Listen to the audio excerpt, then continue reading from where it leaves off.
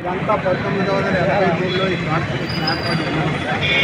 అప్పటి నుండి కూడా ఈ కార్పొరేషన్లో ఎగుమతి దిగుమతి పనులు చేసుకుంటూ ఒక 10 హక్కులు కలిగి ఉన్నారు. అయితే ఇవాళ కూడా ప్రతి సంవత్సరం ప్రతి 2 సంవత్సరాలకు ఒకసారి వీళ్ళకి ఫోన్ రేట్లు పెంపుదల ఎన్నో కొన్ని సౌకర్యాలు కార్పొరేషన్ నుంచి పొందుతూ ఉన్నారు యూనియన్ పోరాటాల కనుక. అయితే ఈవేళ వస్తున్నటువంటి ప్రభుత్వాలు మారుతున్న ప్రభుత్వాలు కానీ అధికారులు కానీ ఆ యొక్క హక్కుల్ని చేస్తూ ఉన్నారు. దానిలో భాగంగానే ఇప్పటి వరకు స్టేజ్ 1 నుంచి వచ్చిన బియ్యం స్టేజ్ 2లో తెచ్చడం, స్టేజ్ 2 నుంచి డీలర్లకు అన్లోడ్ చేయడం, డీలర్ల దగ్గర ఈ రెండింటికి ఎగుమతి దిగుమతి కూలి కింద 28 రూపాయల క్వింటాలకి ఇస్తున్నారు. ఈవేళ కొత్తగా డిఎం గారు మనం ఏమన్నారంటే ఆగస్టు నెల నుంచి మీరు అన్లోడింగ్కి వెళ్ళక్కర్లేదని చెప్తున్నాం. మేము దానికి అంగీకరించట్లేదు. అన్లోడింగ్ బాధ్యత మాదే.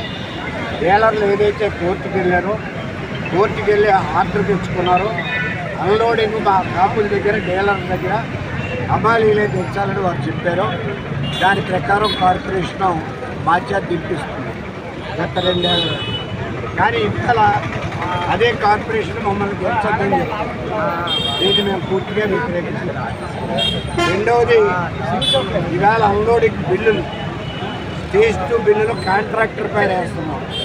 కాంట్రాక్టర్ ప్రతి బిల్లుకి 10 నుంచి 20 వేల రూపాయల వరకు కమిషన్ తీసుకొని కళాశాల తాలూకు డబ్బులు వాడు ఇష్టం వచ్చినప్పుడు ఆ డబ్బులు ఇస్తున్నాం. వచ్చిన వెంటనే కూడా మార్చి ఉంటుంది. దాన్ని మేము వ్యతిరేకిస్తున్నాం. అది కళాశాల అకౌంట్లోనే ఈవేళ లోడింగ్ బిల్లు ఎలాగైతే పడుతున్నాయో అది అన్లోడింగ్ బిల్లు కూడా వారి అకౌంట్లోనే వేయాలని చెప్పి మేము డిమాండ్ చేస్తాము. మూడోది, ఈవేళ బయోమెట్రిక్ పెడతామని చెప్పి డిఎం గారు చెప్తున్నాం. హమాలీలకు చదువు లేదు, ప్రభుత్వ ఉద్యోగులు కాదు, వారికి జీతం లేదు, ప్రభుత్వం ఇచ్చేటటువంటి ఏ విధమైన సౌకర్యాలు అటువంటివి బాధ్యతలు మాత్రం ప్రభుత్వం పెడుతుంది, అప్పులు మాత్రం ఇవ్వటం. దీన్ని మేము పూర్తిగా వ్యతిరేకిస్తాం. మాకు జీతం ఇవ్వమనండి, ఖచ్చితంగా బయోమెట్రిక్ పెట్టమనండి, 8 గంటలు పని చేయించుకోమనండి. మాకు ఈవేళ నెలకి 30 రోజులు పనిచేయాలని నిబంధన పెడుతుంది. కనీసం వారానికి 1 రోజు ఇవ్వమని చట్టం చెప్తాం. కానీ ఆ చట్టాన్ని కూడా అతిక్రమించి ఆదివారం కూడా మీరు పనిచేస్తే కానీ ఏం లేదు, లేకపోతే మిమ్మల్ని తీసేసి కొత్త వాళ్ళని వేసుకుంటాం. లేదు 40 ఏళ్ళ తర్వాత.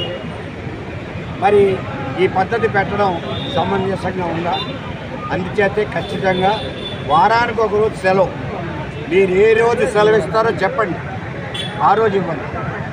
వారానికి 1 రోజు సెలవు ఖచ్చితంగా ఉండి తీరాల్సిందే. ఇక పాయింట్లని విడదీస్తామని చెప్పి భయపెడుతున్నారు. ఉదాహరణకి విజయనగరం పాయింట్ ఉంటే అది సుమారు 40 ఏళ్ల నుంచి ఒకే పాయింట్గా ఉంటే 42 పనిచేస్తుంటే వారిని 10 మంది ఒక చోటుకి వెళ్ళండి, 10 మంది ఒక చోటుకి వెళ్ళండి అనే పద్ధతుల్లో పాయింట్లు విడదీసి కార్మికుల మధ్య చిచ్చు పెట్టి ఏదో బ్రిటిష్ వాడి సూత్రం ఉంది కదా విడదీసి పాలించే సూత్రాన్ని వేళ జిల్లా అధికారులు అమలు చేస్తున్నారు. దాన్ని మేము పూర్తిగా వ్యతిరేకిస్తున్నాం. ఈ డిమాండ్లన్నీ కూడా సాధన కోసం మేము ఎంతటి ఉద్యమానికైనా సిద్ధపడతాం, భవిష్యత్తు ఆందోళనకి సిద్ధపడతాం. రాష్ట్రం అంతా లేదు కదా, ఇతర జిల్లాల్లో లేదు కదా అంటున్నారు. ఎక్కడైతే కార్మికుల్లో చైతన్యం ఉంటుందో, కార్మికులు సంఘటితంగా ఉంటారో వాళ్ళు మాత్రమే హక్కుల కోసం పోరాడతారు. ఆ సంఘటిత తత్వం, ఐక్యత విజయనగరం జిల్లాలో ఉంది. ఐక్యంగా మేము ఏ సమస్య వచ్చినా అడ్డుకుంటాం. రాష్ట్రంతో మాకు సంబంధం లేదు. మా జిల్లా వరకు మేము మా సమస్యల మీద పనిచేసుకుంటాం. మా సమస్యలు అధికారుల దృష్టికి తీసుకెళ్తాం. అధికారులు తప్పు చేస్తే నిర్వహిస్తాం. మా హక్కుని హరిస్తే అడ్డుతాం. అందుచేత మేము ఒకటే జిల్లా డిఎం గారికి కానీ సివిల్ సప్లై సంస్థను చూస్తున్నటువంటి జాయింట్ కలెక్టర్ గారికి కానీ మేము విన్నవించుకుంటున్నాం. మా సమస్యల్ని పరిష్కరించండి. మేము మెమరాండం ఇస్తున్నాం, మా మెమరాండం తీసుకోండి. మీరు పరిష్కరిస్తారా? Civil supply corporation MD commissioner పరిష్కరిస్తారా? చంద్రబాబు నాయుడు గారు పరిష్కరిస్తారా? మాకు అనవసరం. మా సమస్యల పరిష్కారం కావాలి. అందుచేత మేము మా డిమాండ్ మీద ఆందోళన చేస్తున్నాం. ఇవాళ జాయింట్ కలెక్టర్ గారికి మెమోరాండం ఇస్తాం. ఆయన స్పందించకపోతే అవసరమైతే సమ్మెలకు కూడా వెళ్తామని మీ ద్వారా తెలియజేస్తాం.